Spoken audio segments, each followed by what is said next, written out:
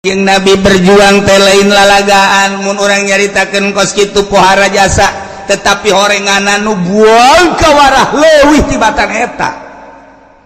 nu teu iman ka Kangjeng Nabi nu ngudag-udag Kangjeng Nabi pohara jasa wahyu tinggal wahyu mukjizat tinggal mukjizat nu ngaran Abu Jahal mah geus ciciduh bae nu ngaran Abu Lahab mah geus kagenemes bae di mana bae ayeuna Muhammad dipiteskeun ku aing sampaikan kateangan Muhammad saanu bisa ngabunuh Muhammad bawa huluna ka dia 1000 ontak wae sia lain lalakon pan lamun urang neuleuk kos kituna Kangjeng Nabi dakwah teh dihenteu-henteu ge manusia nyeri padahal mah hanya tugas kok teu darekeun ariman gitu. Ai sugan urang mah ketika Kangjeng macakeun Al-Qur'an macakeun mukjizat jelema muhun kabeh sumuhun kabeh iman kabeh henteu horenganan Kangjeng Nabi keur waktu Isra Mi'raj turun Isra Mi'raj Kangjeng Nabi kita nyaritakeun beurateun Kangjeng Nabi tapi Kangjeng Nabi nyarita bae terus di hareupeun Abu Jahal cak Abu Jahal tas di mana si Aman tas Isra Mi'raj ka mana di dieu ke Masjidil Aqsa di Masjidil Aqsa naik ka langit ka Sidratul Muntaha ka pangejeung Allah tira berangkat mak tadi balik tadi memeh subuh man Aisyah naonan man aduh nu edan ge cager heula man Aisyah kunaon tambah edan ya wari sia daek teh ngomong kos kitu grokeun ku aing seluruh turunan-turunan wae di Mekah siap wah tuh digero-gerokeun ku Abu Jahal bani anu turun dengekeun ya nu edan ngomong begitu Kangjeng Nabi nyarita coba mah aya naon caritakeun ku Kangjeng Nabi kaula dibawa ku malaikat Jibril di Masjidil Haram ke Masjidil Aqsa di Masjidil Aqsa terus naik ka langit kaji kadua terus bare oleh-oleh terus tangga ku harita tiraha eta mah bedakeun jam sakitu balik babet mah subuh kira-kira sabar jaman mah 2 jaman lah eta pan sahabat kararieu eta mad siat ngomong ku keterlaluan teh bener ge rasul Allah tuh laki kituan teh mad coba teh sanu teh ngeri coba sing balalieur geus lah sia-sia aing wae geus lain percaya Pak tinggal hiji deui cak Abu Jahal coba sahabatna ye Abu Bakar ye coba bakar ka dieu aya naon ieu mah memeh sia ka ditu aing di bejan heula cak Abu Jahal aya naon ieu Muhammad bebejana tas Isra di Masjidil Haram ke Masjidil Aqsa di Masjidil Aqsa naik ka luhur lagi ka Sidratul Muntaha cak nyana bami jeung Gusti Allah cari cak nyana terus balik deui sekitar 2 jam siap percaya teh sama Abu Bakar ayo cak Abu Bakar leuwih ti eta lamun Muhammad aing mah percaya jasa leuwih ti eta aing mah kaluareun bumi aing percaya sia sok aju kitu anan Bakar aduh antak gelar asidik teh di dinya mun Muhammad pelakuna leuwih ti eta aing mah percaya jasa geus teu bisa diganggu gugat deui ieu lah Sidina Abu Bakar nah ieu mah keur carita Kangjeng Nabi teh nyeri masyaallah pohara jasa teu iman jelema dibacakeun ayat dibacakeun mukjizat Al-Qur'an teu iman. Nah untuk menghilangkan kanyeri hati Kangjeng untuk menenangkan kesedih Kangjeng Allah mere dongeng caritaan nabi nu baheula abe hati Kangjeng Nabi tiis karasana pertama di dieu ngadongengkeun tentang Kangjeng Nabi Nuh alaihis tapi ieu mah nu singkatna ge dihareup nu bakal panjang ieu mah sakadar penenangan jang Kangjeng Nabi doang cerita singkat ulah panjangna dihareup ieu mah pangbeberah panenang-nenang ka Kangjeng Nabi supaya Kangjeng Nabi oh jaheuh horenganan jadi tenang ongkos urang dagang sakali di modalan 100 juta beak 50 juta rugi didagangkeun deui 50 juta rugi 30 juta didagangkeun deui 20 juta rugi deui tinggal 1 juta tinggal 1 juta kumaha ngalamun mainnya di imah dia kolong Pak lamun eta bisa sasada hulu lamun sasada kadege kurang Bang Bara eleh di dieu tah nyana keur puyeng jol ya kolot datang kan kunaon sia pen ya dagang kunaon dagang ambalaya sakeuna ambalaya kunaon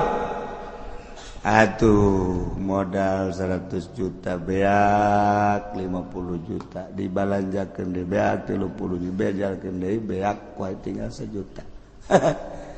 can sabaraha tah mah pen sakitu hah can sabaraha ya lalakon aki baheula aki teh dagang teh tuh hektaran tuh dijual pakai dagang ke Jakarta nu di imah mapan ngarep-ngarep datang pertama rugi datang kedua rugi beak ku aki dijual jeung imah-imahna atap pamajikan dijual pen jeung pamajikan ku abeh dijual ai aki meuli deui nu anyar wah si aki bolon teman pan tenang tah oh jahe teh sabaraha sama sapira modal doang aki maka abeh jeung imah-imah beak oh jadi lebih parah pan kurang oh aing mah masih untung kene tuh untung kene saksi epen teh aing untung kene sakitu untung kene aing bajeng imah-imah beak wabeh geus jeung pelataran-pelataran pokona angkat kaki bae tah lamun dibandingkeun jeung eta ngarasa untung kene aing mah jasa juta ya kene imah can dijual ngan moal kebeli ke kajual ieu tah ge aya tah nu nganasehatan kan ngeunaheun tah oh anu lebih parah nah ieu ge kajing Nabi supaya tenang tentrem didongengan ku Gusti Allah Nabi nu baheula Masya Allah karita mantap urang lamun nganasehatan teh kos kitu ka jelema teh sia kunaon ngalamun bae aduh ceukna teh kunaon ngalamun bae sia edan sia ke ulah sok dilamun kunaon atuh saminggu deui teh kawin hajo dijokot batur aduh mangkaning jalinan cinta kula geus 2 tahun eta pan bisa dicokot ku batur atuh meureun leuwih kasep leuwih sugih manan kitu ge ulah kieu atuh pantas nya situ mah leuwih kasep leuwih sugih atuh sia mah beungeut perang kitu atuh pan nyeri hate eta ulah kitu atuh kan nasehatan mah dunia teh sedaun kelor. Oh, emang awewe nyana doang. Ulah sok aju di lamun, sia hayang nu putih ku aing diajak ka Lampung. Adat gede masalah. Hayang nu hideung ku aing diajak ka Brebes ya. Ambal aya di tukang bawang malulu. Ayo sia hayang ka mana? Tenang ya. Siapa kakarak ditinggalkeun sakali. Aing mah baheula. Pertama bobogohan pas dek dikawin batur kahiji aing ge hampir frustrasingan ditenang-tenang bae bobogohan kedua kali begitu dek dikawin deui ku bapana teu meunangeun janyahoeun aing teu boga pagawean bar harita atuh pan nyeri bae katilu kali aing dek kawin Masya Allah tipes bae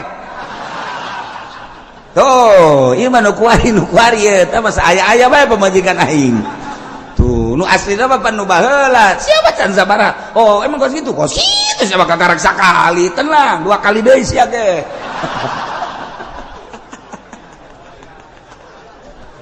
pan tenang tak ka hate oh jadi sarua ye tuh aing sarua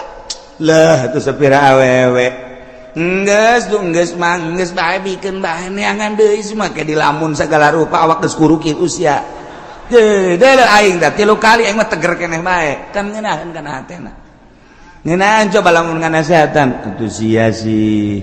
tadina tuh kunaon diantepkeun heueuh nya tuh aing ge milu mikiran ka sia tah makan ngaranna eleh kos kitu mah eleh kitu kan deuk kumaha urang kadukun pan kudu make modal wiridan ban sia lain ahli wirid geus kieu mah geus mancak aing mah mendingan ngagejeburkeun ka sumur atuh tambah setan nya keur kasupan setan ditambahan ku juring bisa terjadi eta teu bagus teh penasehat kos kitu tah nu tadi nu hebat mah sia di putus cinta ditinggalkeun ku kabogo ya emang nyana doang awewe hayu jeung aing ditiir ku aing sia bau alabatan sudah dipikiran kos kitu mah hayu jeung aing hayu sia tah dongeng aing nu pertama kos kitu nu kadua katu katilu katu ja biasa bae komo dibere urang nasihat maka tauhid mah heuy geus aya tulisanana ti Lauhil Mahfuz muantep ya itu kunaon bahwa calon pamajikan sia di bawah ku batur geus aya tulisanana pan sia aya salat sok dibaca wa bil qadari khairihi wa syarrihi minallahi ta'ala hartikeun tah tauhid tah jijah nya tuh geus sok dipikir hayu jeung aing nganjang penting ayo jeung aing geus pokona mah asal aing modalan Gus ya tah eta kan ngeunaheun dasar teh ieu kitu maksudna model kos kitu endek nasehatan Kangjeng Gusti Allah ngabungungah Kangjeng melalui neuleu nempo ka kisah-kisah nabi-nabi nu baheula aya persamaan Kangjeng Nabi Nuh ge nabi Kangjeng Nabi Rasul Kangjeng Nabi ge Rasul cik coba ye laqad arsalna nuhan ila qaumihi faqala ya qaumi ibudullah Gusti Allah nurunkeun Kangjeng Nabi Adam ka alam dunya nu kamari kurang geus didongengkeun Kangjeng Nabi Adam teh cicing di negara Hindi Siti Hawa pamajikanana sakali ngalahirkeun teh dua aya kembaran abeh tereh loba di alam dunia manusia terus anak baranakan dikawin-kawinkeun deui anak Kangjeng Nabi Adam kembaran nu ieu dikawinkeun ka kembaran nu ieu tuluy anakan deui kekembaran deui dua jadi di zaman Kangjeng Nabi Adam geus loba lantaran hirup teh 1000 tahun watuh jelema teh loba di zaman Kangjeng Nabi Adam teh ngan encan saloba kuari ngan istra dalobana mah dua sakali ngalahirkeun di antara turunan Kangjeng Nabi Adam teh aya nu ngaran Nabi Uknuh teh nyaeta Kangjeng Nabi Idris alaihi salam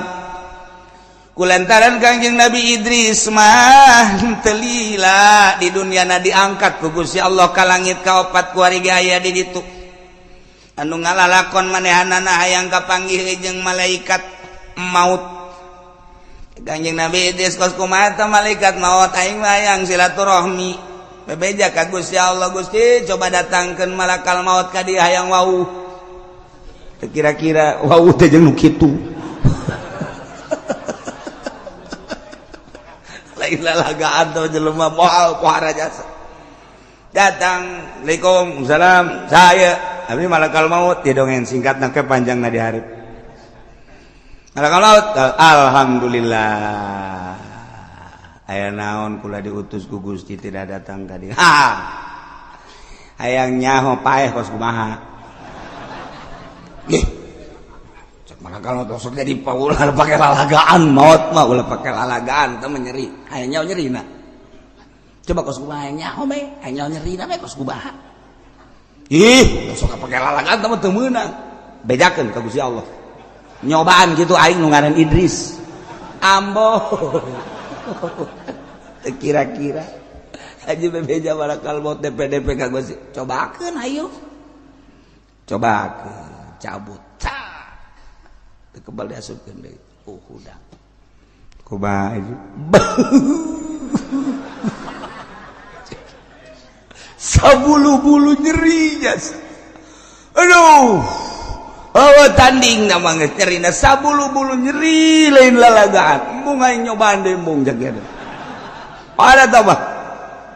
aduh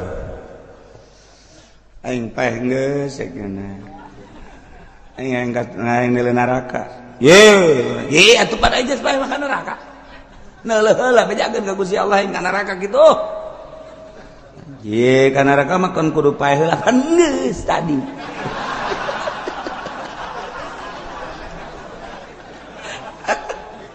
itu orang kayak hayang seri dongeng kos gitu tah bejakeun ka Gusti Allah bebejak ka Gusti atuh ai paeh geus sok ka neraka keun atuh neuleuh nya ka neraka muringis kanjing Nabi dis neuleuh neraka ku pohara-pohara teuing cek ka neraka beres antar ka surga aing ye sok aju ka terusan cek surga sakideung moal kebal hayang nyaho doang cek teh teu meunang ieu mah sebab nu boga konsina nu ngaran Muhammad Nabi akhir zaman alah cek teh eta mah engke urusanana ieu mah hayang nyaho doang sakideung moal kebal paeh geus ka neraka geus ieu balik ka surga atuh bebejakeun ke Gusti Allah teu naon moal kebal-kebal cek teh Gusti Allah asup ka surga teu daek indit nyana dihandapeun tangkal kayu aduh angin sing hiliwir sarareungit bubuhan ning sajabana itoel kumaha kalon ayo balik ge heula cenah betah kene cenah teu bisa geus mah kudu indit bae kudu indit kajen geus aya waktuna geus waktu jol bidadari waduh ieu saha ieu ieu penghuni surga bidadari jang saha ieu jang jelema-jelema nu asup ka surga anu dagangna jujur nu ngiaina jujur nu marentahna jujur nu tani jujur sesuai jeung aturan ieu ka dieu ih jadi jam mantep jasa ieu geus ya ini kan itu malaikat aing moal kaluar deui cak cenah nggak saya pada di dia baik kajian ngomong gitu deh aing dicarekan cek malaikat emang kumaha lalakona ke ayeuna dicarekan mah tetep keluar be moal aing mah pan kudu paeh heula geus aing paeh kacaritakeun mah tetep bae cak Gusti Allah keluar jana aduh dengan berat hati cek dana ieu lebih dari pohara amat si budak kutilan cedan anu di lembur mapan komodo di kampung Ambalaya urut budug aya urut di tajong aya urut ragang di motor aya barang jilbab dibuka botak deh teu beres geus puguh pitak Ambalaya aduh tetap pengen Idris keluar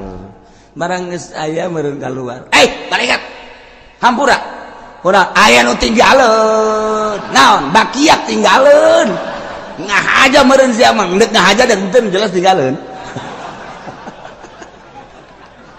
nyana ninggalkeun bakiak hayang balik deui ka ditu boga taktik eta nyana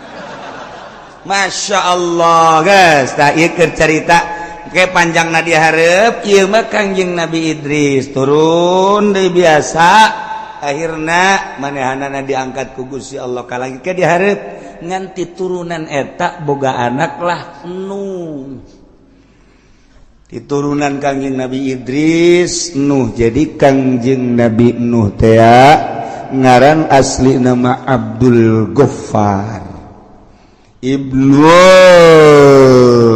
Malak jadi Nuh bin Malak bin Lamak lain Malak bin Lamak bin Mutawsalah bin Ukhnuh teh wa huwa Idris alaihissalam jadi deket kene Kangjeng Nabi Adam teh kapan ngadoa ka Gusti Allah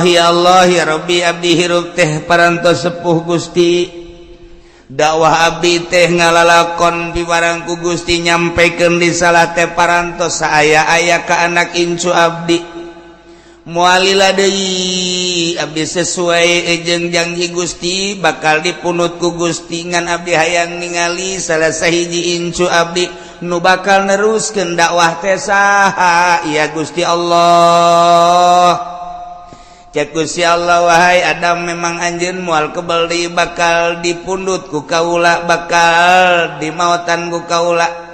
adapun lincu anjeun nu bakal neruskeun lalakon anjeun teh engke aya ti turunan Nuh yakni Idris di mana-mana turunan eta lahir maktunan parantos disunatan eta nu bakal neluskeun dakwah nuhun Gusti abdi geus dibere ku Gusti tanda-tanda nu bakal neluskeun agama. Telilah lahirlah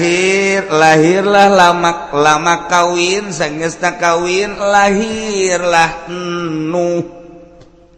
Nuh eta aslina manggarana Abdul Ghaffar nu mantak dingaran Nuh lantaran manehanana teh lamun ngadoa ka Gusti Allah hatena ngajerit ngajerit hatena langsung cerik selalu asal ngadoa cerik Kangjeng Nabi Nuh mah nu mantak di ngaranna Nuh asli nama Abdul Ghaffar ngaranna kos kitulah Allah dek nyiptakeun hambana jang penerus anu bisa hudang ti peuting bisa munajat ka Gusti Allah setiap zaman kitu bae terus bae lantaran nu ngahudangkeun teh lain urang kapan Allah.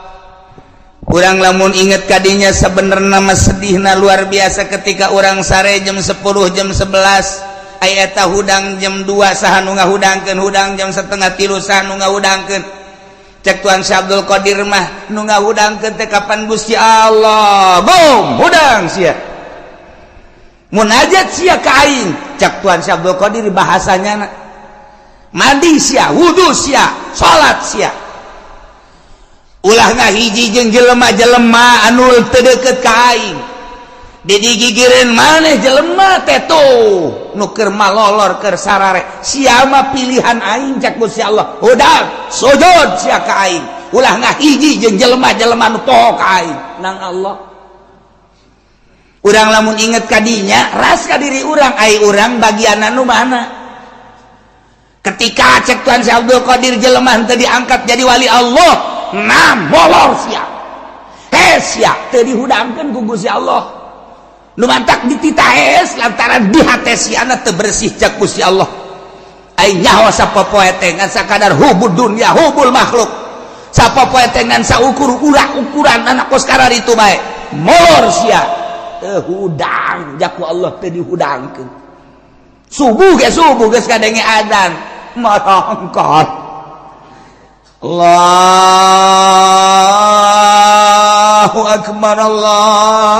Akbar bandeng aman tersebut dicocokan jeli teu boga bagian molor cak Allah ya Allah ya Rabbi ketika orang dihudangkeun ku Gusti Allah titih misah jeung jelema nu sarare berarti jelema pilihan lain sabarangan di tengah-tengah kesibukan berangna nu ngajar teh nu dagang teh nu di kantor teh ketika dipilih ku Gusti Allah bisa bae hudang tengah peuting seakan-akan hudang sia mah ulah ngahiji jeung nu hees itu bae jelema-jelema anu jauh jeung aing sia mah pan deukeut cai hudang hayu geura hudang dihudangkeun ku Allah Nih Kangjeng Nabi nu asal ngadoa kurucut cai mata asal ngadoa kurucut cai mata urang ge sering ngurudkeun cai mata di mana-mana neuleumio can kabayar kurucut cai mata neulapan saasana ditarik ku dealer kurucut cai mata ningali kawewe di Ciduhan urang gawe urang bogoh kurucut cai mata urang mah urusanna kos kitu malulu ketika bisnis pembebasan tanah urang milu jeung calo ai praktek tadina urang aya saya tikmah lah 50 ge lumayan sameter begitu bat dibayar orang tadi bere kurucut jai mata orang mah urusan kos kitu balulu teu pernah ngadoa Gusti dosa abdi sakolong langit pinuh ku dosa abdi be mun abdi paeh teu dihampura Gusti meureun dibeuleum kurucut jai mata urang masuk kitu teh sakieu je urang ngaji bae teu da ceurik atuh komo si eta istilah pokoknya si eta bae lah tuh ada kuah ya Allah ieu begitu lahir ke alam dunia borosot kacaritakeun aya hiji bayi lahir ke dunia makhtunan parantos disundatan lapor ka Kangjeng Nabi Adam. Kangjeng Nabi Adam langsung ngadoa cundukanna waktu ningang-kana mangsa Gusti abdi teh dijanjikeun ku Gusti di mana geus aya hiji bayi nu dilahirkeun parantos disundatan abdi mualami deui ngalayat Kangjeng Nabi Adam ka Kangjeng Nabi Nuh diais disun ku Kangjeng Nabi Adam arangna disun pipina disun titip umat cek Kangjeng Nabi Adam lanjutkeun perjuangan aki kade ulah gimbir ku kafir ulah gimbir ku maksiat ulah sieun tabahkeun hate manehna lanjutkeun perjuangan agama Allah nu saat ieu bakal aya di leungeun maneh dibikeun ka bapan kageteun bapan aku ngomong gitu sih teu nyawa lalakon panjenengan mana ge kagot teu nyawa lalakon nu nyawa lalakon Kangjeng Nabi Adam urus nya de geus Kangjeng Nabi Adam balik teu lila Kangjeng Nabi Adam munajat naon Kangjeng Nabi Nuh terus gede Kangjeng Nabi Nuh mah dibere laduni ku Gusti Allah bisa nyieun peso seukeut kemudian pake ngarautna bisa anjas tidinya boga golok pake nuar tangkal dibelah ku Kangjeng Nabi Nuh leutik kenehna diserut ku Kangjeng Nabi Nuh teh dibagus-bagus dihijikeun rapet Kangjeng Nabi Nuh terus boga kampak tangkal nu gede ge keur leutik keneh ge bisa rubuh ku Kangjeng Nabi Nuh. Masya Allah ditonton ku jelema loba ieu budak leutik keneh geus boga keahlian eta lamun ngarautna rapi jasa eta lamun nyereut rapi jasa jadi kasimpulanna Kangjeng Nabi Nuh dibere ku Gusti Allah kaleuwihan ieu urusan perkayuan. Bisa aja tak Kangjeng Nabi Nuh mah. Lamun dicekal kieu ye. Tek. Geus ditanang. Wah, ieu bakal jadi pihang. Ditanang. Oh, ieu mah bakal jadi kitu naon ngaranna papan. Ditanang kos kuari tukang batu. Ditanang. Oh, ieu kutilna dipiceun bisa ieu. Sagala kutil. Batu gaya kutilan. Ieu kurapna dipiceun sakena ieu bisa. Ngoeng. Bener jadi bagus. Eta kuari tukang batu, eta wah kuari teh batu geus puguh nu di Sulawesi, di Kalimantan, di Garut, di Bagot, batu bangkong we kunyana di kitu-kitu. Geus teu meunang lagi batu kuari main sewot-sewot bae geus pokona. Kebal-kebal mah jempol pamajikan kunyana set. Masyaallah. Iyalah Kangjeng Nabi Nuh alaihis salam langsung cek Gusti Allah Muhammad dengikeun kisah Nabi aing baheula demi Allah laqad yakti nyata jelas arsalna kaulan wa ngutus Nuhan hiji hamba nu ngaran Nuh diangkat ku kaula jadi nabi jadi rasul ila qaumi ka kaumna Kangjeng Nabi Nuh teh ngajakan kaumna dengan bahasa ya kaum kaula ubudullah kade ulah salah mangeranan pangeran ku anjeun Allah ibadahan Allah sembah ku anjeun kabeh Allah malakum min ilahin ghairu aya deui keur aranjeun pangeran salian Allah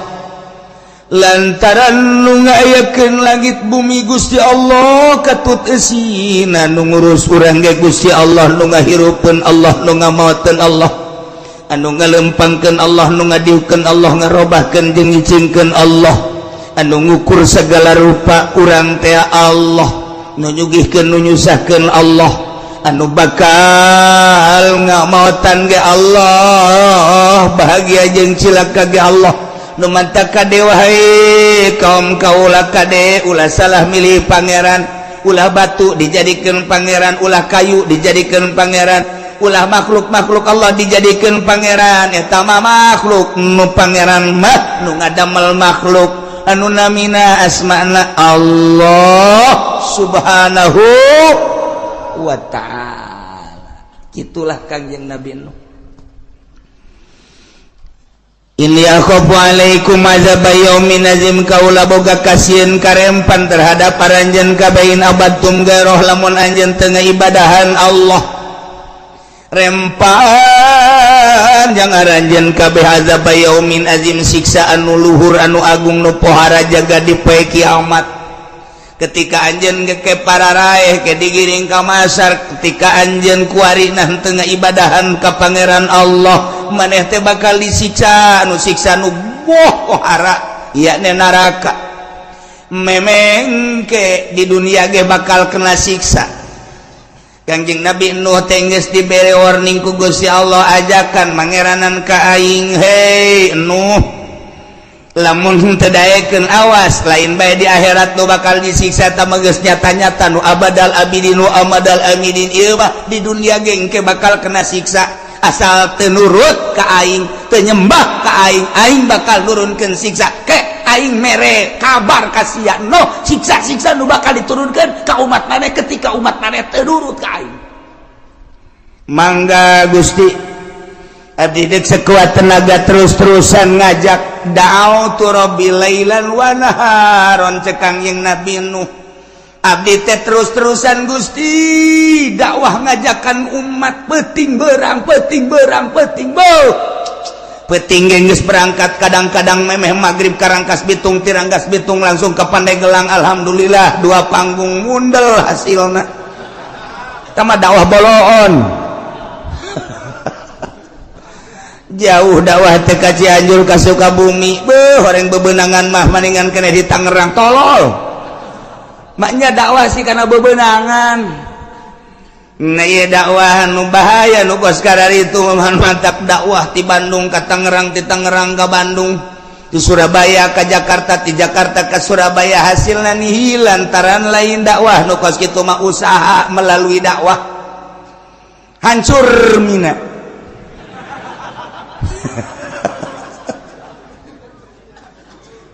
Nah dakwah mah tiba heula ge la as'alukum alaihi ajra, teu menta buruhan materi, teu menta buruhan pamagung pangagung pangalem, hiji be ngajak umat supaya nyahueun ka pangeran. Dituntun umat teh nu keur aya di leungeun setan supaya murag di leungeun setanna, nu keur aya di leungeun jurig supaya leupas di leungeun jurigna. Ieu teh deuk diajak ka Gusti Allah lantaran nu ngajakna geus jauheun ka Gusti Allah. Cacak-cacak diajak ku nu geus jauheun ka Gusti Allah ge jelema mengkol bae atuh komo, lamun nu ngajakna encan nyahoeun ka Gusti Allah, nyahoeunana kana RP 000000. Atuh mal beres umat kajen tetep bae nyana-nyana umat-umat. Yelah Kangjeng Nabi Nuh da'autu lailan wa naharan, Gusti abdi teh ngajakan umat dakwah beurang jeung peuting tanpa pamrih terus bae. Cek Kangjeng Nabi Nuh, ya kaum, wahai kaum, wa'budullah, sing hade nyembah ulah salah sesembahan, sembahlah Allah nu ngadamel langit bumi katut eusina, termasuk urang dadamelan Allah. Malakum min ilahin ghairu, teu aya pangeran yang urang yang anjeun salian Allah. Inni akhafu alaikum azab yaumin azim, lamun aranjeun kabeh wahai kaum teu iman ka Allah, teu mangeranan ka Allah, rempan Allah di samping engke yaumal qiyamah. Ayeuna di dunia Allah nurunkeun siksa anu pohara, ulah sampaikeun ka disiksa ku Gusti Allah. Terus bae Kangjeng Nabi Nuh teh terus bae dakwah teh masyaallah berang peuting teu pamrih terus bae Kangjeng Nabi Nuh. kubaha eta kaum ngomongna qalal mala'u min qaumihi inna lanaraka fi dhalalin mubin. Cek kaum-kaumna penggede-penggedena, cek kaum-kaum elit-elitna, cek pemimpin-pemimpin kaumna ngomong ka Kangjeng Nabi Nuh, heuh Nuh kacapek-capek maneh teh dakwah kadeleuna teh menyingsingkan tangan luar biasa maneh berangjeng peuting ngajakan umat jakami mah innalan naraka sanyana kaula kami neuleuh anjeun teh yakin ka anjeun teh fi dhalalim mubin sasar anu nyata anjeun mah jelema sasar kunaon ngajakan pangeran teu kadeuleu anjeun mah no jelema edan lantaran mangeranan kanu pangeran teu kadeuleu. Buktikan coba pangeran teh mana juk pangeran kami mah tuh hayang ngeuletik itu nu di juru hayang gede itu nu tengah hayang gede jasa itu patung-patung nu dijieun tina kayu jati nu dijieun tina kayu waru hayang anu dijieun tina kayu kitu naon ngaranna berbagai kayu-kayu anu seungit nu hayang numpuk patung-patung teh ambualayah loba nu dina batu dan lain sebagainya tuh itu pangeran urang dek lelempangan yang mau pangeran nu leutik bisa diasupkeun ka kantong cak Kangjeng Nabi nu ku blon-blon teh pangeran mah ge ngatur lain pangeran diasupkeun ka kantong jadi lamun diasupkeun ka kantong kumaha dibawa penyelamat kan nyana mun siang ngising atuh milu ngising tadi pangeran ku daek dibawa ngising Kangjeng Nabi Nuh dilalaga ngalalaga kaumna tetap noh eren dakwah innal naraka fi dhalalim mubin kaula neuleuh maneh capek aing mah sasar sia ulah gas ulah dakwah sia ayo bandingan bareng jeung kami kabehan ibadah mah tuh ka pangeran itu jelas nu real bae sih nu jelas ulah sok nu teu kadeuleu ieu mengajakan ibadah ka pangeran nu teu kadeuleu naon Kangjeng Nabi geus radakan nasehatan jijah heueuh nya horenganan baheula ge kos kitu geus aya persamaan aing diciduhan aing dicarekan aing dicaci aing dimaki aing dibunuh horenganan baheula ge kos kitu seuri Kangjeng Nabi hehe ya senyum Kangjeng Nabi masyaallah tuh kan cek Kangjeng Nabi nu ya qaumi laysa bi dhalalah walakinni rasulun min rabbil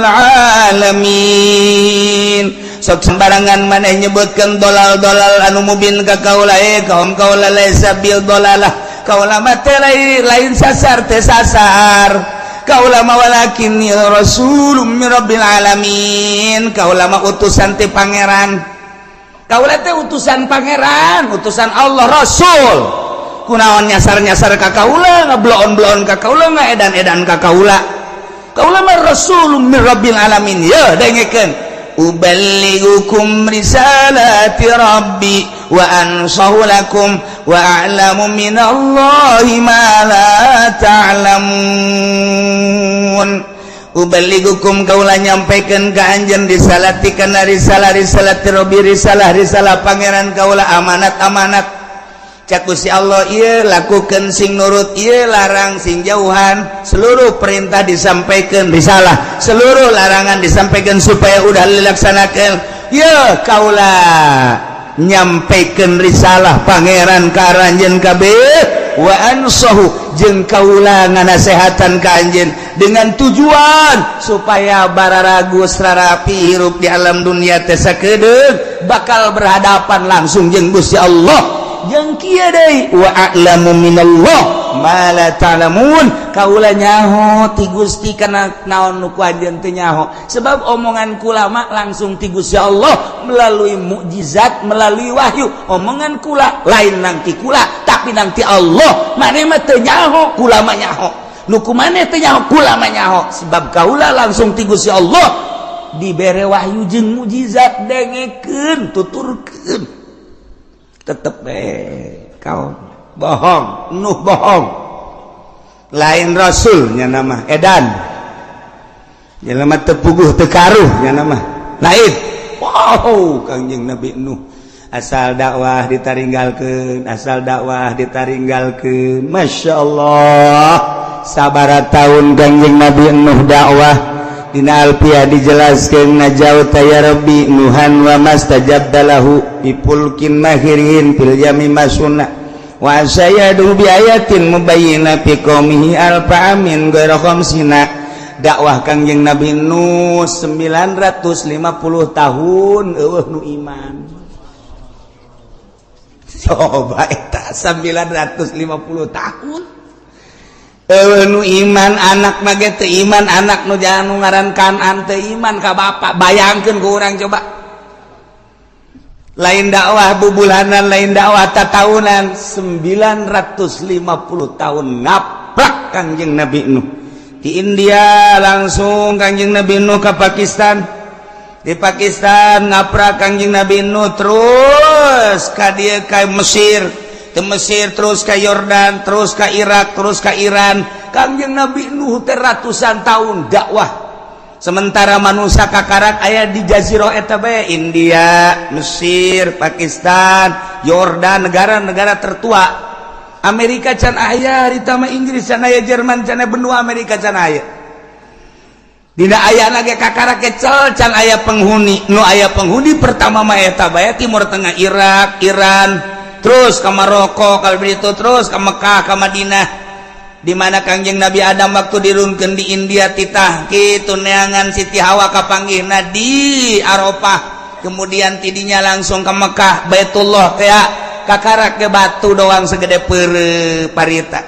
Kita toab Kangjeng Nabi Adam didinya kakarak batu doang. Tidinya berangkat Kangjeng Nabi Adam terus ke Syria, Sam, itu doang. Eta mah benua Amerika, eta mah benua Eropa, eta mah benua Australia. Haha, eta mah can aya. Dina ayana eta dunia teh can aya penghuni. Heuh, komo bojong. Geus eueuh nanaonan sepi di bojong sieun. Orai malulu di dieu. Eueuh nanaon ieu teh buah Indonesia segala Lampung segala can eta manusia teh kakarak saceplok di dinya doang. Ya Allah, lamun urang ningali di Yordania aya Petra ke bakal diceritakeun di ayat anu sejen. Urang neuleuh peninggalan zaman Kangjeng Nabi Shalih alaihi salam. Masya Allah, nu kuari masih aya keneh walaupun geus rada dirusak sebagian gunungna, tapi kan nyata aya. Nah, ieu di ditu orang manusia teh nu mantak. Urang tetep bae neuleuh ka urang ditu.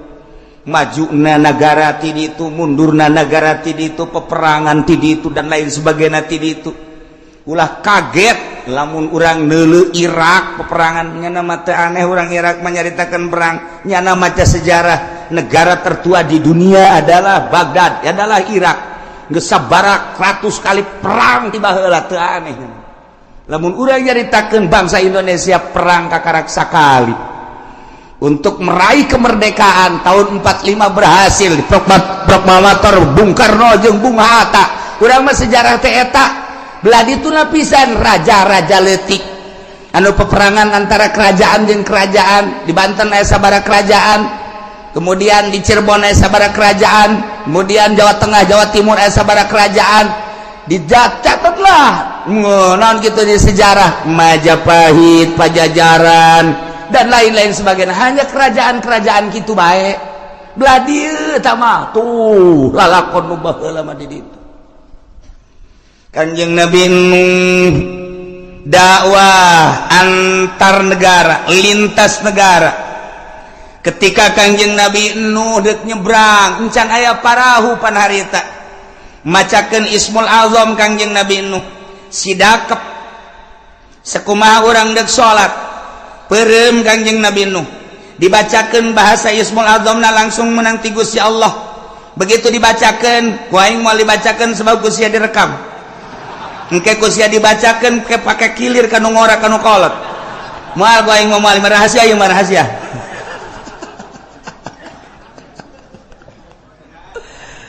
Ini jadi dibacakeun ku Kanjeng Nabi Nuh set sakali. bisa hiber napak sancang di luhureun laut. Kangjeng Nabi Nuh ketika kacapean lengkahna salengkah sakilo. Blah. Blah. Blah. Bu urang mungkos kitu tereh datang jasa tah. Asal ka Banten ge anteu moal kebal tah mah. Blah. Blah. Tukang sawo di lengkahan bae.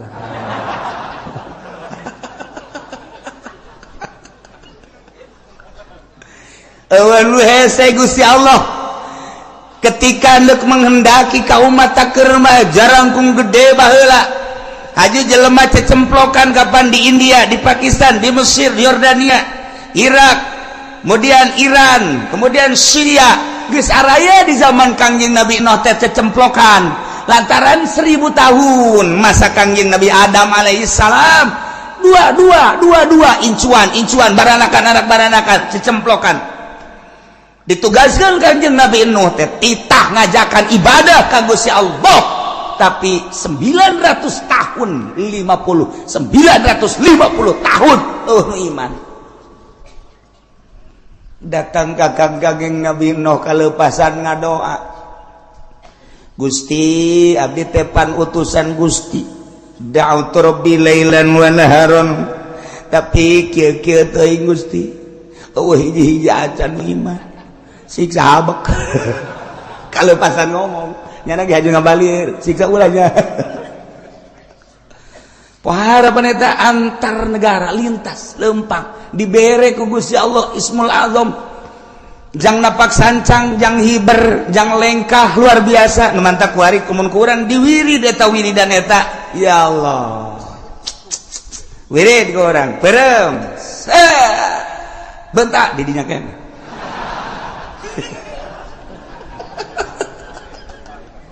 atuh urang wah wiridan ngadahar samangka 10 sorangan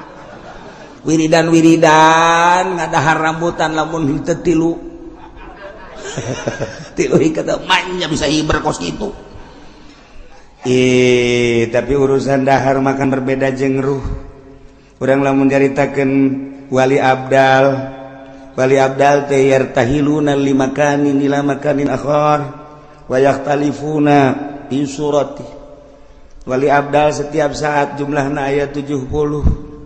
ketika di Banten wali abdal nyokot di Jawa Tengah jang nyicingan Banten ketika di Jawa Tengah ngan hiji-hijina eueuh deui nyokot di Malaysia ketika di Malaysia eueuh nyokot lah di luar negeri setiap saat kudu aya bae lamun eueuh walian siksa Allah turun emang kumaha gitu. Nah, eta wali kapan? Nyana wali abdal cicing di dia kadang-kadang di dinya teh maot nyana dikubur ku naon cel deui di ditu nyana keneh. Mun urang nyaritakeun Mbah Bolong kuburan aya 9, mun nyaritakeun Syekh Maghribi di dunia kuburanana aya 3, mun nyaritakeun Syekh Yusuf putra daripada Syekh Maulana Hasanuddin di dunia kuburanana aya 7. Emang di Banten doang atuh lain kuburan Syekh Maulana Yusuf teh. Kemudian atuh urang lamun nyaritakeun Bung Karno waktu di Digul aya, di Tanah Abang aya, di Jawa Timur aya. Urang lamun nyaritakeun belah dieuna ngan teu meunang dipanjang-panjang we cerita Gus Dur waktu kerja Australia pas kabeneran Syekh Munawir Kiai Munawir maot aya di ditu. Ketika aya nu nelepon peuting dijawab ku Gus Dur di imahna padahal Gus Durna keur di imah saha nu ngajawab. Ieu urang keur carita keanehan-keanehan.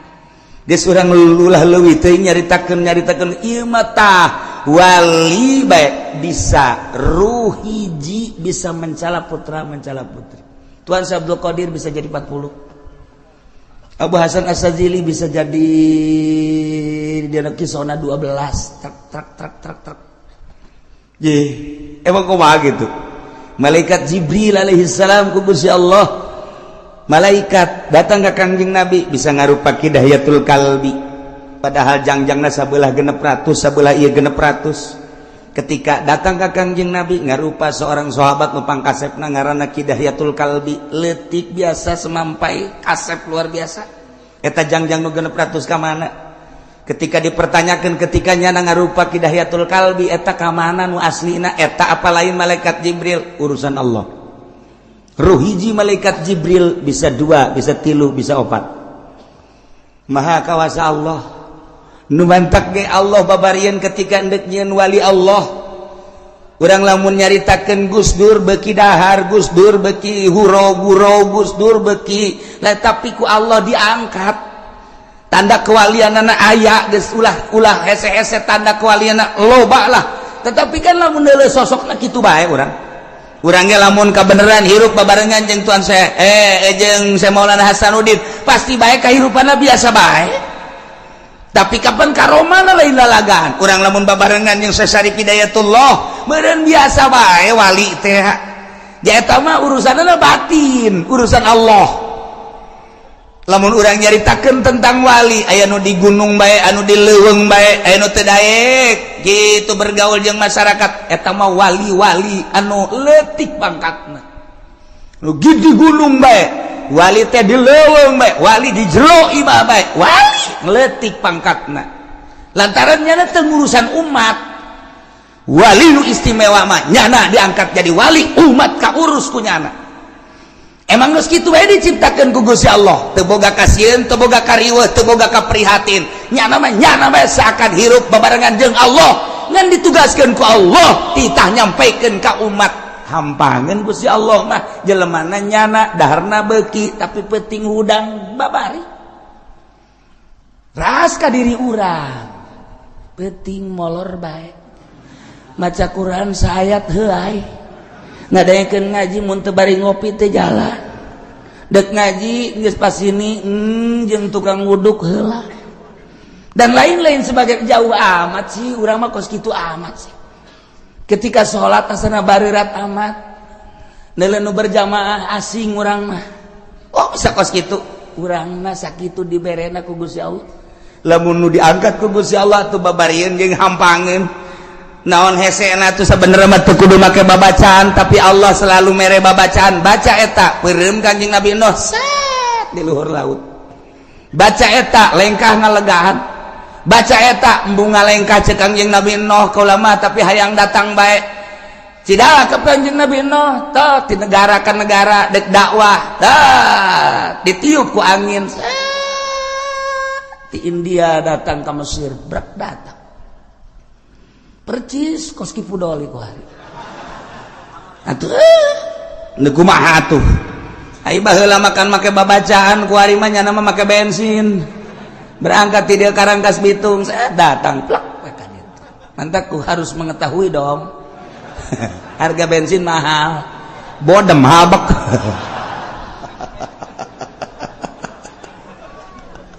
Aduh, jauh jasa. Ya Allah ya Rabbi lah lalakon Kangjeng Nabi Nuh teu aneh Allah dek ciptakeun makhlukna dijadikeun rasul diangkat jadi rasul nyampaikeun ai leuweuhan mah luar biasa Kangjeng Nabi Nuh kadaekna jeung pohara jasa Kangjeng Nabi Nuh dakwah tanpa pangri da'autu lailan wa naharon tetapi geuninganan eueuh anu iman ka anjeunna jeung ka Gusti Allah ngalengis Kangjeng Nabi Nuh. Kurang kumaha Gusti tugas maneh mah lain kitu cek Gusti Allah dakwah daekeun jeung teu daekeun urusan aing urusan umat siapa dakwah ulah sok ngalengis teu meunang emang Gusti abdi ngalengis nafsu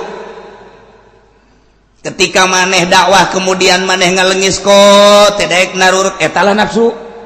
jan nurut jeung teu nurut mah tah urusan lain urusan maneh urusan umat jeung urusan aing tah mah urang ge ketika urang dakwah kok batur teu narurut nafsu urang eta tah mun hayang nafsu di dinya tah urang nyeun pondok pesantren teu daekeun dararatang ye santri nafsu ai sia mah pokona mah ulah mikiran kos kitu cak Gusti Allah ayo deuk yen pondok mah nyeun pondok bae santri make ku aing didatangkeun mun aing hendeuk mun aing henteu atuh sia mah sia bae ibadah ka aing hese-hese amat kudu make tabel segala menerima siswa baru teh geus lain karena Allah tama kos kitu mah tuh nalahonan